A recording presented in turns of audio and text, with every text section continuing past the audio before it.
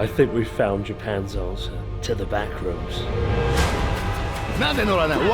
Very sad. We put a bridge here. Can you hear that? That's real thunder. I'm banning bridges from abroad in Japan. Itadakimasu.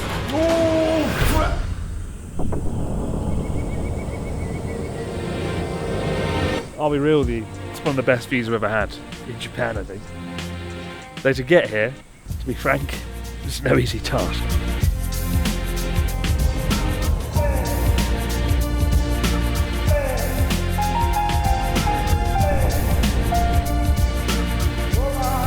"200 kilometers west of Tokyo, beyond Mount Fuji, lies the Akaishi Mountains, also known as the South Japan Alps. For the longest time, I've wondered what goes on here.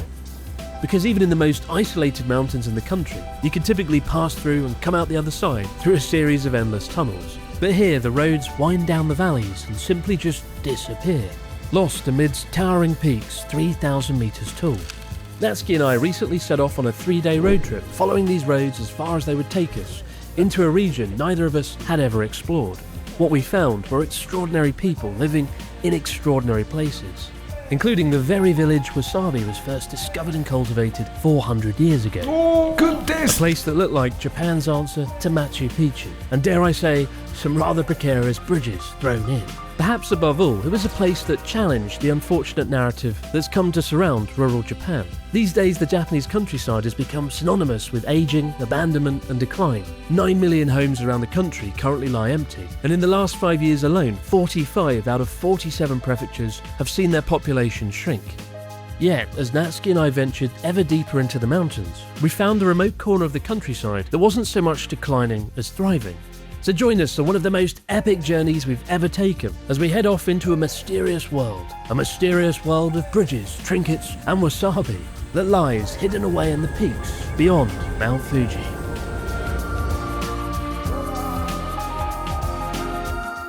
My God, now that is a view. So the start point of our journey is here, up on the mountains over Shizuoka City. And if you have a powerful imagination, you can actually see where Fuji is. You need an imagination because it's so ridiculously high. You wouldn't normally look like above the clouds, but you can see it like the summit. I love Natsuki's got this action man look going to it. G.I. Joe. G.I. Jojo. G.I. Jojo. It's a different look for going deep into the mountains. Mountain style. Mountain style. G.I. Jojo. Soldier style. Our first stop is one of Japan's most bizarre railway stations, Okuoi Kojo Station, which seemingly floats in the middle of a lake, exclusively accessible by a spectacular railway line that looks like the gateway to the underworld. Although as we drive ever upwards through the perilous mountain pass, it's starting to look like we might reach the underworld somewhat ahead of schedule. Wow. 本当これ。本当かよ。Deep Mount だね。in Shizuoka.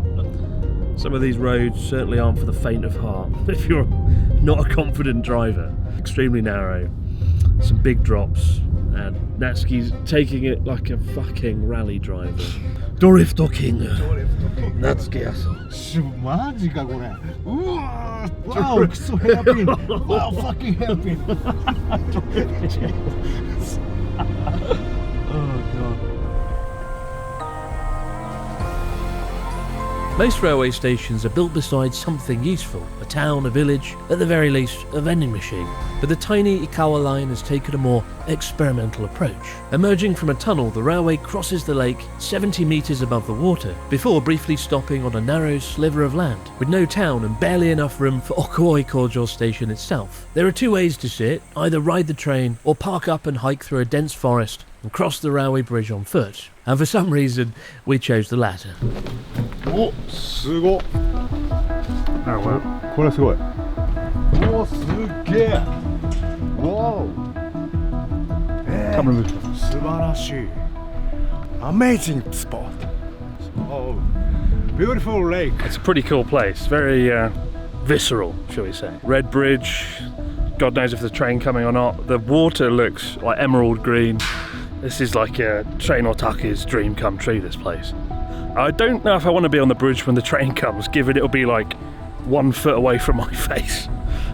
Arriving at Okoi Kojo Station, we soon make two rather intriguing discoveries. Number one, it turns out the train is quite literally about to arrive. And number two, Natsuki's biggest Romanian fans appear to be waiting to catch that very train. How you guys doing? Hello. I will say, Natsuki and I thought there would be nobody out here. We thought, oh, it'll be like empty in the mountains. Natsuki's #1 fan. Yeah. Say cheese. One of the trains that runs the Ikawa line is Thomas the Tank Engine. Although to Natsuki's disappointment today, it is just a regular train. トーマスじゃない。 Thomas, トーマスじゃないじゃん。全然違うじゃん。 don't be disappointed. But in true Natsuki fashion, not only does he soon become the impromptu train conductor, but he gives his fans the fitting send-off that they so sorely deserve. Oh, they're lucky they get in the train. You've got to walk back over the bridge. 開かない。 Wow. I hope you caught that because it's We fun. filmed that, yeah. また。気をつけて。 Please. Do not fall out of the train.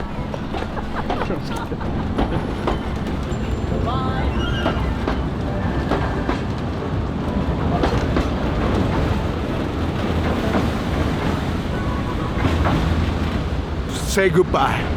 Very sad. 羨ましいね。なんで乗らない Why? Why? Right? Just look. 今度。今度。今度は今度。今度は今度。今は今。 Oh, good timing. 誰もいない。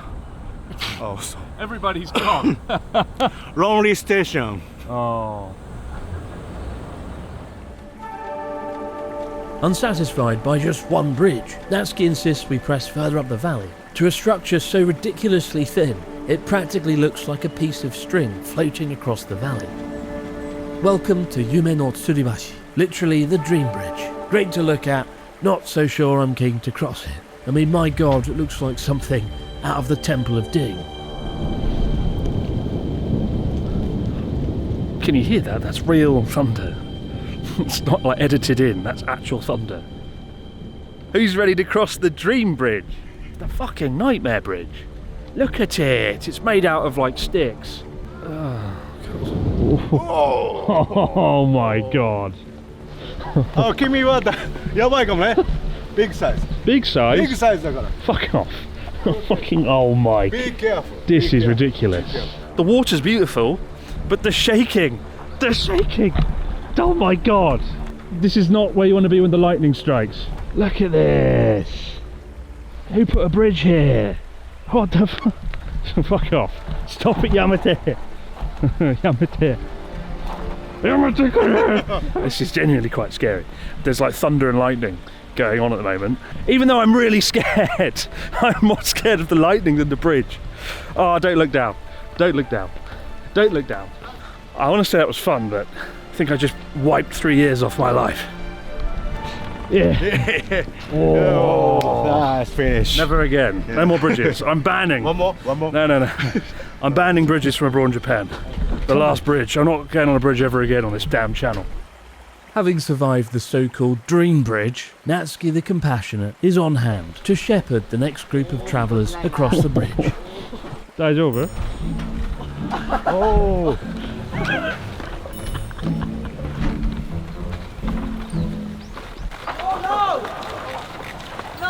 Oh, sorry. You bastard. That's pure evil. That's evil. Japanese joke. Oh yeah. Yeah, that's exactly it. It's a Japanese joke. While accommodation is few and far between in the region, we're extremely lucky to chance upon a homestay run by American and Japanese couple Claire and Shiro, and after getting to know them that evening, they kindly agreed to let us film and share their story. Good morning. What a place to wake up. The view out that window. It is so beautiful. I'll show you in a minute, but I woke up in the middle of the night as I heard like a rustling outside, and I thought, oh, maybe it's Natsuki going for a smoking break, which he does at like 3 a.m. And I saw these like eyes reflecting the light out in the darkness, and I looked closer, it was a deer just wandering through the garden. Pretty cool, eh? Let's go and find Natsuki.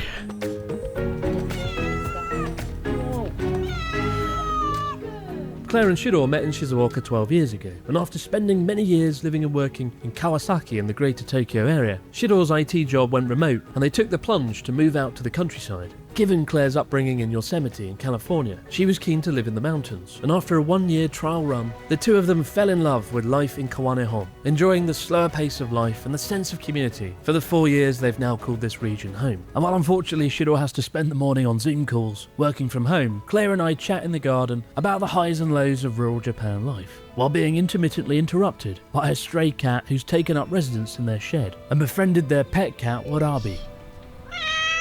That's the loudest meow in the world. Yeah, he's very noisy. He really makes his presence known. You and I live like 90 minutes apart by bullet train. Right. But you might as well live on another planet compared to how definitely, I live and how everyone in Tokyo lives, right? Yeah. In the time we've spoken, I've got the idea that you really like it here an awful lot. Yes. But you haven't said anything about any downsides. Are there any downsides? So the transportation is probably the hardest thing, right. in this town. If you need to go to the clinic, if you need to go to the hospital, which I'm very clumsy, so those kind of things you have to drive an hour and a half. If we need to take the cats to the vet, that's another hour and a half there, hour and a half back. If you're someone that's really into nightlife or those kind of things, then it's not really the town for that. But there are like quite a lot of animals, insects, things to deal with. Yes. Yeah. I'm also like very afraid of spiders. You told me the cat was playing with like a killer snake the other day. Yeah. So the other day, our cat Wasabi was out in the field and he was just like, "Oh, snake! I'm gonna touch this. What kind of snake was it? Survive." It was a mamushi. Oh my god. So I was like, I'm going, please come, please. And then when we got him inside, then he was just complaining the entire time. I want to go out and see that snake again. I'm like, why are you doing this to me? Cat toy. So we have deer, we have boar, we have monkeys. Technically, we're humans living in the animals area, right? So we have to just kind of like live with the nature that is around here, because that's one of the benefits, is that we get to live in such a beautiful area. Yeah, that sense of community, I think, certainly in abundance in the countryside. Yeah. We'll be sitting inside the house and all of a sudden somebody comes in and is like, "Hey, let's go swimming," or "Hey, I want to play taiko today, like I'm gonna bring over my drums and tonight we're gonna have a barbecue and play taiko outside the house." Like, I'm super grateful to our community, because when we were building this house, we had like almost no floors, no shower, no kitchen, because everything was demolished. And all of our neighbors would come over and be like, "I know you guys are eating konbini ben every day, so I made a little extra dinner, here's that." Or like, if you need to use our shower, you can come over and use it. And like, but ironic really, because in the city you'll be surrounded by hundreds, thousands of people. Nobody talks to you, but out here people will come to you and you can actually meet people. Yeah, and you'll get like the random grandpa next door who's like, "Oh, here's some beetles," and then the next day, "Here's some more beetles." You get just very random things happening all the time. It's hard not to feel slightly envious. Yeah, but of your life here. It is very busy. Like, we do have a sense of responsibility that people have this idea of, I'm gonna move to the countryside and I'm gonna sit out on my front porch and drink coffee, and that will be every day. Here, it's the opposite. In this community, if you didn't make enough food for yourself, then you had to hope that your neighbor would help you out. So there is a tight sense of that. In the same way, you need to also be making sure you're giving back to the community. So a lot of introverted people are like, I'll live in the country and be alone, but actually you kind of need to be the opposite by the sounds of things. For me and Shiro, we both have this idea that if we're going to receive so much, we want to make sure that we're giving back just as much. You get to do a lot of really fun things, but sometimes those fun things can be at an inconvenient time. Like the motorbike that's just pulled up. Yeah. What's going on? Sure, so now.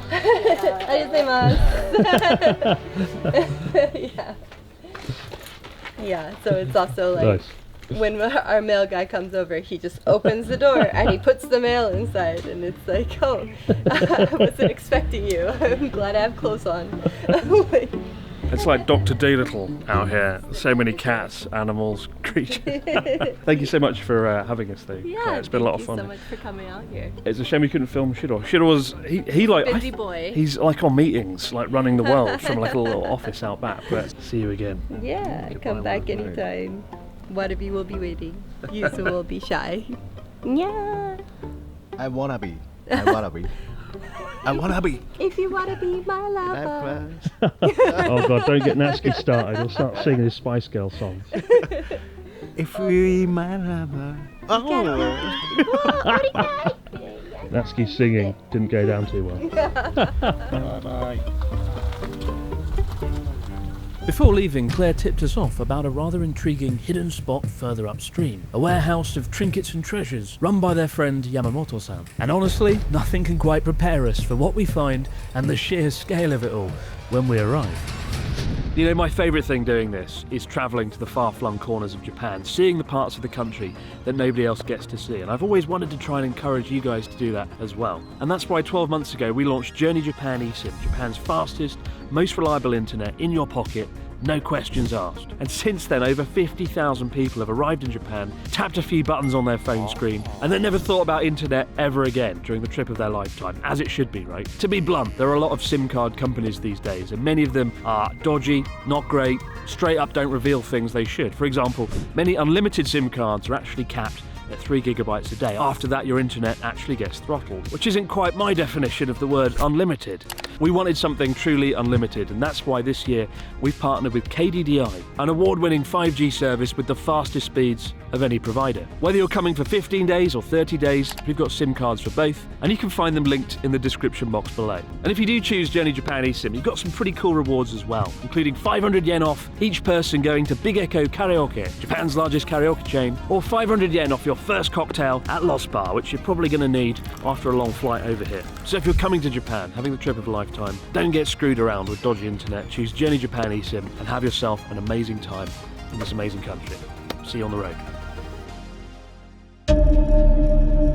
Hidden away in an inconspicuous warehouse in the mountains of Shizuoka lies the collective memories of hundreds of people, very much Japan's answer to the Backrooms. If you've ever wondered where somebody's worldly possessions go after they're gone, the answer is here, the warehouse of Yamamoto-san.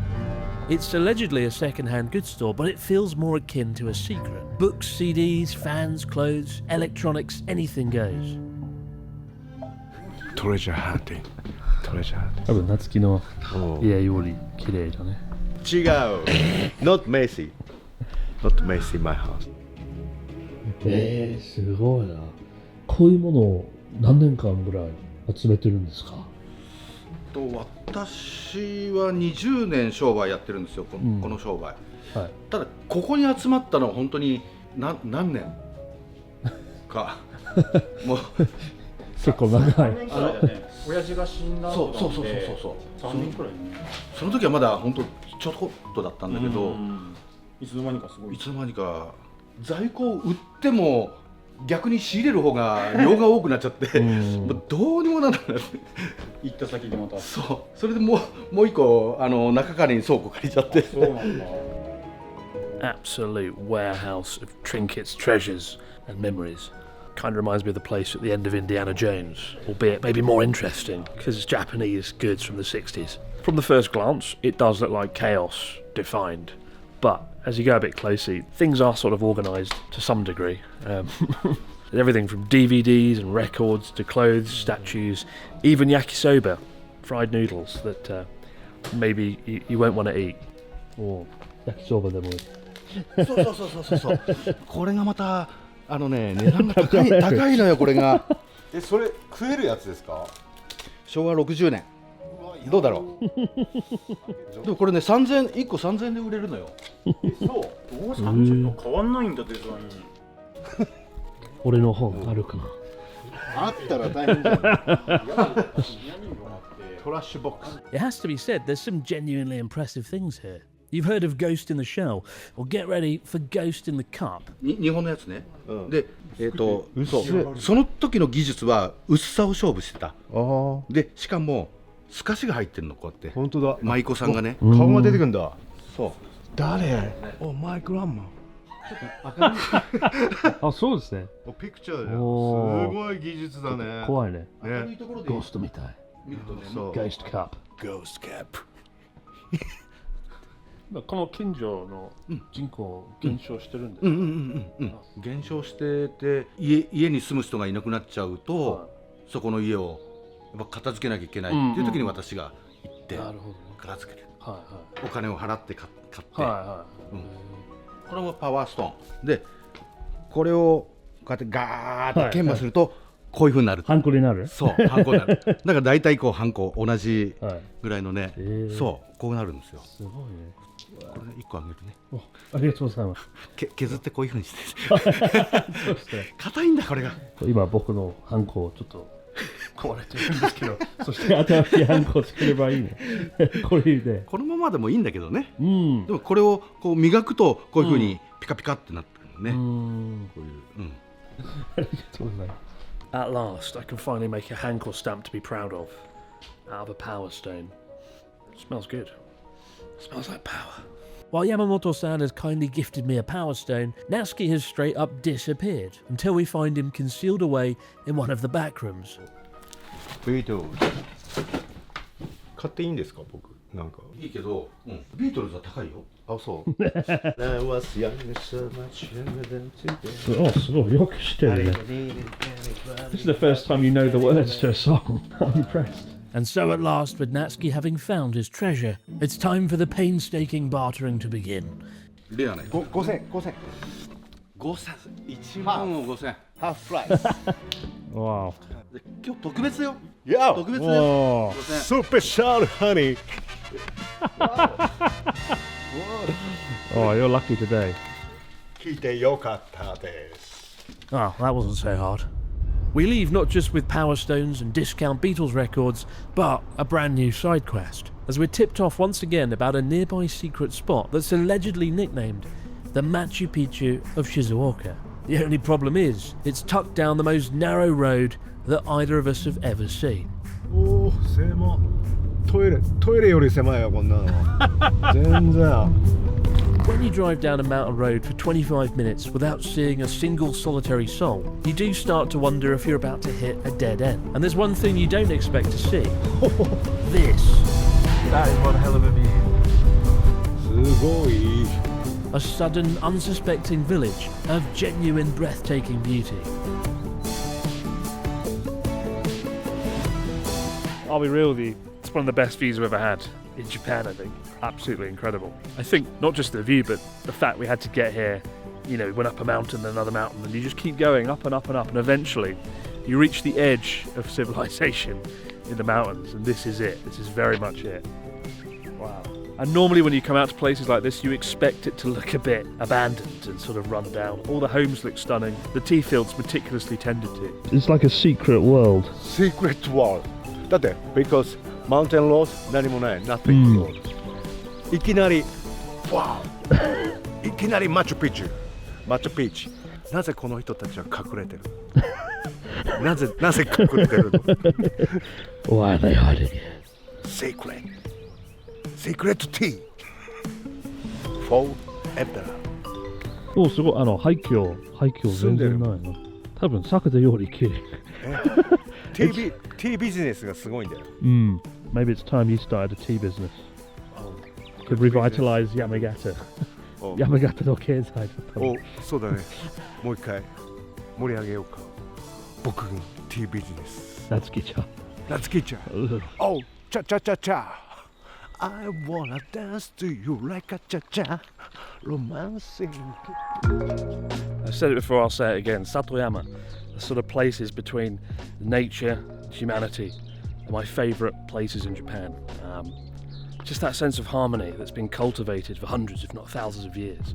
That balance between tending to the land, tending to the bamboo groves, temples, shrines, having that overlap with nature, being intertwined with it, but getting the balance right. But also the reason we're seeing things like bear attacks on the rise is that breakdown between nature and civilization. Certainly in North Japan, where the population's faltering and people are no longer tending to the mountains and the villages, that's where you're seeing things like bear attacks happen, because bears no longer know where the line is drawn, right? But you just feel something out here that you really don't get in the cities of Japan. My heart, super wash. The power washing of Natsuki's heart. Nature. I suppose in its own special way. That's very poetic. Quite violent and visceral. But that's what we've come to expect from Natsuki, I suppose. So, nice coin laundry. I think what surprised Natsuki and I the most about this place isn't just that the region appears to be thriving, but there's an absence of abandoned buildings, something that unfortunately is rather commonplace up in North Japan, where Natsuki and I spend most of our time. So what's the secret? Only a handful of prefectures in Japan actually cultivate tea. Tea can generate far more value from limited land, roughly 2 million yen in gross output per hectare, compared with around 1.1 million yen for rice. That means even the tiniest, most isolated plots can become economically viable. Make no mistake though, Shizuoka is facing depopulation. Since 2020, the number of residents has fallen by 4.5%, and perhaps it is just better disguised up here. After all, tea is a perennial crop, and so a handful of aging farmers can keep an entire mountainside looking immaculate, even as the village beside it empties out. But there is one more place, more remote than this, over in the next valley. And it's here they cultivate one of the hardest to grow plants on the planet. Man, the mountains of Japan are certainly good for the soul. If you guys are enjoying this road trip, hit the like button, comment, do those things. It kind of helps us, lets us know you guys are enjoying this stuff, so we know to come back and make more. Hidden among the upper reaches of the Abe River lies Utogi, a tiny, unassuming mountain settlement that changed Japanese cuisine forever, or at the very least, made eating sushi considerably more fun. For the road might end here, but it's where something rather brilliant began. We're on holy ground here today. This is the impossibly remote village of Utogi, the birthplace and home of wasabi. It was believed that it was first cultivated and discovered here in the streams about 400 years ago. And given how isolated this place is, it feels rather fitting that the greatest food in all of Japan was discovered here. And today they're still cultivating it. So let's get our hands on some.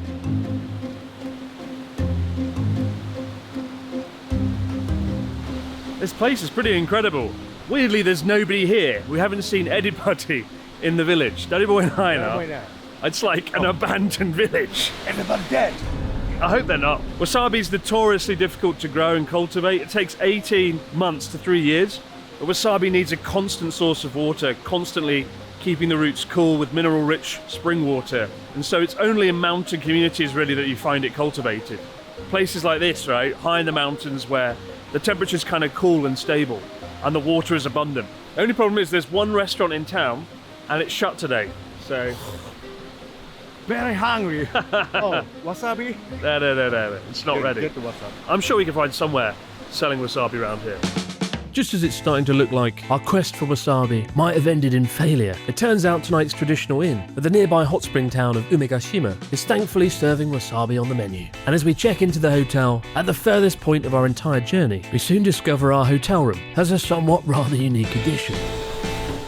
Oh, nice. Good view. Good smell. Eureka. Oh. 大丈夫かな俺だったら Heavy だから Too heavy. Oh, yeah. Tonight この noisy sound. You're like in the dead of night, the sound of the spring as Natsuki swings from side to side. Oh, big size. What? It's a really big toilet. Way mountain road short. Why big toilet? Natsuki joked earlier the road was like more narrow than the toilet. It was certainly more narrow than that toilet. That's the biggest toilet I've ever seen. Yeah. Ridiculous. Chair swings and mega toilets. Let's test this Japanese engineering. Oh, chairがかわいそう. Oh, very sad chair. So even though it's a hot spring, we don't have a bath in our room. And what they've done is there's kashikiri kind of private bathrooms. You get them for like an hour. And we've got this one called Rin. And Natsuki's already long gone. He's very much in it already. This is the first hot spring of our trip, for sure. No, そうだね. One day mountain, 2 day mountain, 3 day mountain. やっと温泉 hot spring. Nice. 今回の旅行はね、もう日本人がほとんどの人が知らない場所。僕も知らなかった。あんなに奥まであると思わなかった。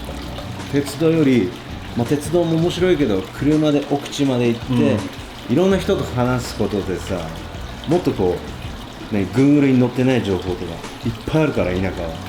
田舎は Google なんていらないんですよ。versus human and human.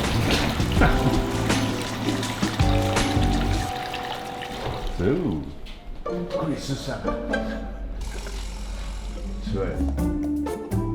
Goodbye. Cheers. Hey. Yay. And at last, we have real wasabi Natsuki. Hey, for you. やっとだね。わさびはローリングスタイル。 Oh, really? そう。のこれスライド。ローリングロー。フレッシュ。フレッシュだ。これはグレート。家康が好きなのがわかるぜ。これは家康スメルだね。フレッシュわさび。いただきます。 Could I? It's actually spicy. Oh, quickly,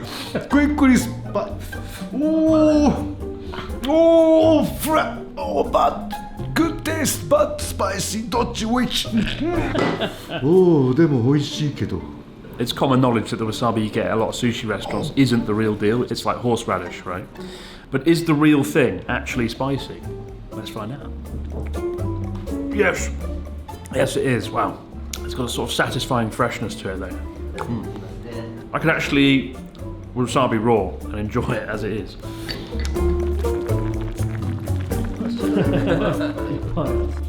Wow. So Shaman chicken is like the wagyu of chicken. It's sort of firmer, a bit chewier. It's said to have more umami flavour. Be a bit sort of juicier. Whoa. It's got sort of a gamey flavour to it, sort of in between chicken and duck maybe. Oh, really good. That's about as good as yakitori can possibly get, my god. Shaman everybody. Is it good? Oh, taste is deep more than chicken. So they have shochu with wasabi in the bottom of it. Check this out. Let me stir it up. 初めて。 Cheers. Wasabi shochu. Never Oh. never before. Really good. Excellent. It's really nice. It's got a very subtle sort of spicy kick, right, at the back of your throat, but Oh, this is the future. next to Should have this future. at Lost Bar. Lost Ah, we should make this a Lost Bar. This is genius. Wasabi plus alcohol. I think we've discovered the holy grail of alcohol. Shaman. And chicken. And with that, our epic 3-day journey across Shizuoka is at an end, and our passionate driver is allowed some well-earned rest.